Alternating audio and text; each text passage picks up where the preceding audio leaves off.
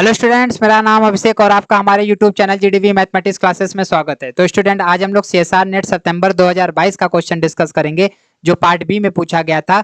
ये linear algebra के topic का क्वेश्चन है जो सिमिलर मैट्रिक्स के कॉन्सेप्ट पर बनाया गया था। तो स्टूडेंट, क्वेश्चन क्या कर रहा है, suppose A and B are similar real matrices, that is there exist an invertible matrix S such that A equal to S B S inverse, which of the following need not be true. तो student, यहां पर एक condition दिया गया है A equal to S B S inverse. तो इस condition के लिए ए और बी हमारे सिमिलर मैट्रिक्स हैं, तो इनके लिए कौन सा स्टेटमेंट इसमें से गलत है ये हमको बताना है।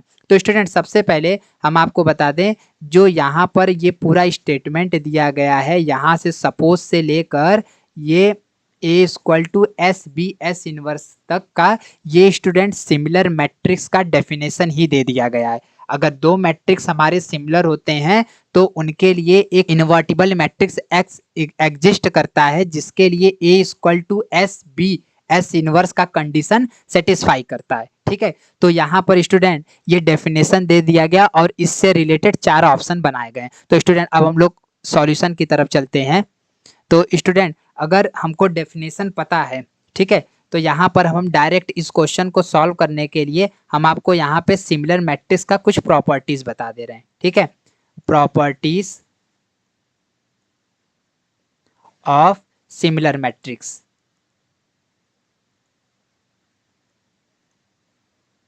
सिमिलर मैट्रिक्स के दो मैट्रिक्स अगर हमारे सिमिलर हैं, जैसे हम यहाँ पे लिख दे रहे हैं ए सिमिलर टू बी। ठीक है, तो क्या क्या प्रॉपर्टीज इनके इक्वल होते हैं स्टूडेंट। पहला होता है rank of A rank of B के बराबर होता है, और स्टूडेंट नलिटी ऑफ ए जो होता है वो नलिटी ऑफ बी के क्या होता है, बराबर होता है। दूसरा स्टूडेंट, ट्रेस ट्रेस ऑफ ए जो होता है वो ट्रेस ऑफ बी के बराबर होता है।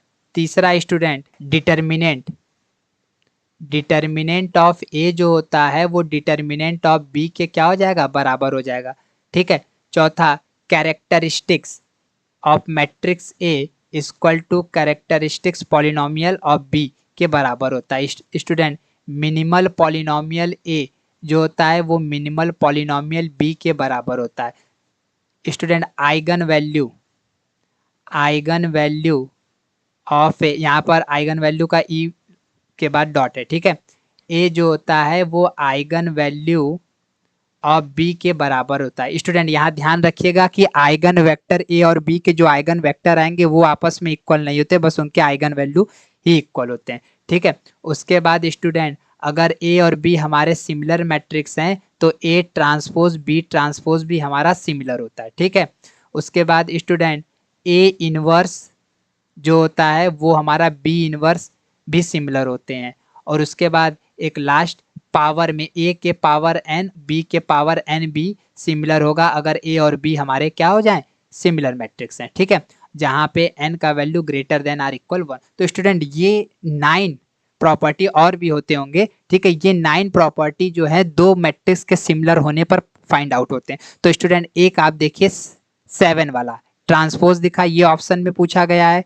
एक स्टूडेंट 5 मिनिमल पॉलिनोमियल ये पूछा गया है, और एक स्टूडेंट आपका सेकंड वाला ये ट्रेस वाला, ये 3 ऑप्शन में पूछे गए। अब स्टूडेंट, अब हम लोग ऑप्शन में आते हैं। अगर आपको ये रिजल्ट पता है तो आपको पता हो गया कि ये तीनों चीज सेटिस्फाई कर रहे हैं। तो मतलब उन्होंने पूछा है which of the following need not be true. तो student, transpose of A similar to transpose of B, अगर हमने देखा है अभी कि ये सही है, लेकिन यहाँ पर हमको गलत बताना है, तो ये मेरा कट हो जाएगा। इसी तरह बी वाला भी कट हो जाएगा स्टूडेंट, और सी वाला भी कट हो जाएगा। बी वाले में मिनिमल पॉलिनोमियल और सी वाले में ट्रेस पूछा है। तो स्टूडेंट, सिंगल करेक्ट आंसर है, पार्ट बी में पूछा गया है, तो जाहिर सी बात है कि डी वाला ऑप्शन हमारा क्या हो जाएगा, ट्रू हो जाएगा। तो स्टूडेंट, लेकिन अब हम डी वाले को सॉल्व करके देखते हैं कि क्या रियलिटी में ऐसा होता है। तो स्टूडेंट, सबसे पहले उन्होंने रेंज स्पेस पूछा था, तो यहाँ पर हम रेंज स्पेस का एक बेसिक आइडिया लिख दे रहे हैं, मतलब कि डेफिनेशन लिख दे रहे हैं कि रेंज स्पेस हम लोग डिनोट कैसे करते हैं। रेंज स्पेस को आर ऑफ टी से डिनोट करते हैं, जिसमें स्टूडेंट इमेज आता है, टी का इमेज आता है, और वी हमारा कहाँ से बिलोंग करता है, वी से। तो स्टूडेंट, अब आप ध्यान दीजिए कि ऐसे कोई लीनियर ट्रांसफॉर्मेशन अगर टी से वी डब्ल्यू पर होता है, तो इसका मतलब ये होता है कि टी ऑफ वी हमारा डब्ल्यू के इक्वल, टी का इमेज वी के कॉरस्पॉन्डिंग डब्ल्यू में कहाँ कहाँ मैप हो रहा है ये हो रहा है। लेकिन स्टूडेंट हम लोग मैट्रिक्स के लिए पढ़ रहे हैं, तो यहाँ पर हम आर एन से आर एन पे मैप करेंगे, ठीक है।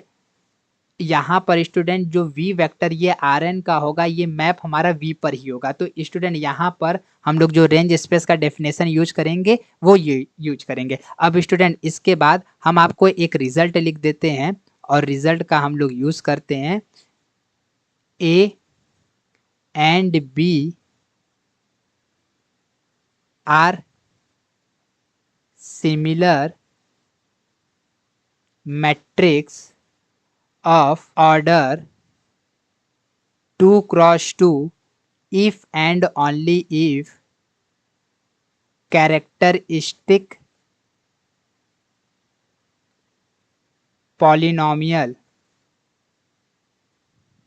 if and only if characteristics polynomial are same। अगर स्टूडेंट दो ए और बी हमारे सिमिलर मैट्रिक्स कहलाते हैं, उनके अगर कैरेक्टरिस्टिक्स पॉलिनोमियल सेम हो जाते हैं। यहाँ पर स्टूडेंट एक कंडीशन है वेयर जहाँ ए हमारा नॉन जीरो स्केलर मैट्रिक्स होना चाहिए, ठीक है, नॉन जीरो स्केलर मैट्रिक्स होना चाहिए, और बी भी हमारा नॉन जीरो स्केलर मैट्रिक्स हो, मतलब कि ए और बी हमारे स्केलर मैट्रिक्स नहीं है और कोई दूसरा मैट्रिक्स है जिनका ऑर्डर 2 क्रॉस 2 का है, तो उस कंडीशन में स्टूडेंट बस हमको उनका कैरेक्टरिस्टिक्स पॉलिनोमियल अगर बराबर आ जाएगा तो वो दोनों मैट्रिक्स हमारे सिमिलर हो जाएंगे। तो स्टूडेंट इसी रिजल्ट के हेल्प से हम ए का कैरेक्टरिस्टिक्स पॉलिनोमियल ये मान लेते हैं x-1 और x-2, ठीक है। और स्टूडेंट सेम हम लोग कैरेक्टरिस्टिक्स पॉलिनोमियल बी का मानते हैं क्योंकि रिजल्ट कर रहा है, ठीक है। तो x-1 और x-2, ठीक। तो यहाँ से स्टूडेंट अब कैरेक्टरिस्टिक्स पॉलिनोमियल फाइंड आउट हो गया, तो इसके हेल्प से स्टूडेंट हम यहाँ पे मैट्रिक्स बना लेते हैं। एक का आइगन वैल्यू 1 है, दूसरे का आइगन वैल्यू 2 है। तो यहाँ पर सपोज करो स्टूडेंट यहाँ 3 कर दे रहे हैं और यहाँ पे 0 कर दे रहे हैं, ठीक है। इसी तरह स्टूडेंट हम बी एक मैट्रिक्स बना ले रहे हैं, यहाँ पर ये 1 है, ये 2 है, इसमें इधर 0 कर दे रहे हैं और यहाँ पर 3 कर दे रहे, तो ए और बी हमारे सिमिलर हो जाएंगे बाय रिजल्ट से। अब स्टूडेंट यहाँ पे रेंज स्पेस का डेफिनेशन यूज करेंगे, कौन सा, A of V equal to V वाला। तो स्टूडेंट यहाँ पे v मेरा जो नॉन जीरो वेक्टर है वो इस तरह से डिफाइंड होता है x और y, इसी को लेकर हम लोग सॉल्व करते हैं, ठीक है।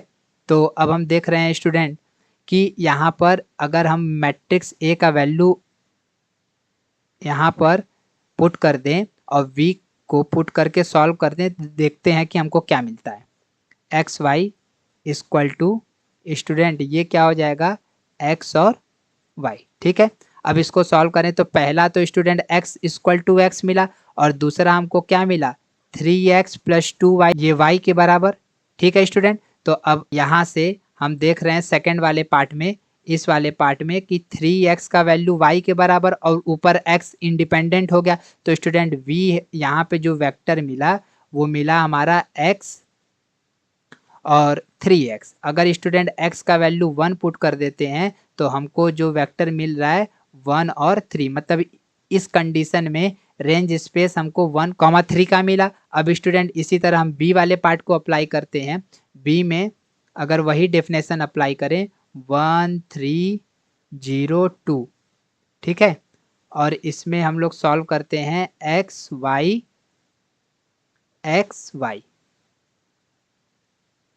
ठीक। तो इसमें स्टूडेंट हमको क्या मिलता है, तो यहाँ पर हमको पता चला x 3y equal to x और स्टूडेंट नीचे वाले में 2y इक्वल टू वाई, तो नीचे वाले से क्लियर हो गया कि y का वैल्यू 0 और ऊपर वाले में भी y का वैल्यू 0। तो स्टूडेंट यहाँ पर v जो है हमको यहाँ पर इस तरह का मिला x और 0 के फॉर्म का। तो स्टूडेंट यहाँ पर x का वैल्यू अगर 1 पुट कर दें तो हम देख रहे हैं कि रेंज स्पेस में जो एंट्रीज आ रहे हैं वो 1,0 और यहाँ पे देख रहे हैं 1,3। तो देखिए दोनों के रेंज स्पेस का एंट्रीज डिफरेंट आ गया कि नहीं। तो अब यहाँ से स्टूडेंट हमको क्लियर हो गया कि जो रेंज स्पेस है, रेंज ऑफ ए है, वो रेंज ऑफ बी के बराबर नहीं होगा। तो स्टूडेंट यहाँ से ऑप्शन डी हमारा क्या हो जाएगा, करेक्ट हो जाएगा, ठीक है। तो इस क्वेश्चन का ऑप्शन डी हमारा स्टूडेंट क्या था, ट्रू था। अगर स्टूडेंट आपको हमारे वीडियो का सॉल्यूशन अच्छा लगा तो प्लीज़ आप अपने दोस्तों को शेयर करिएगा। Thank you student for watching my video.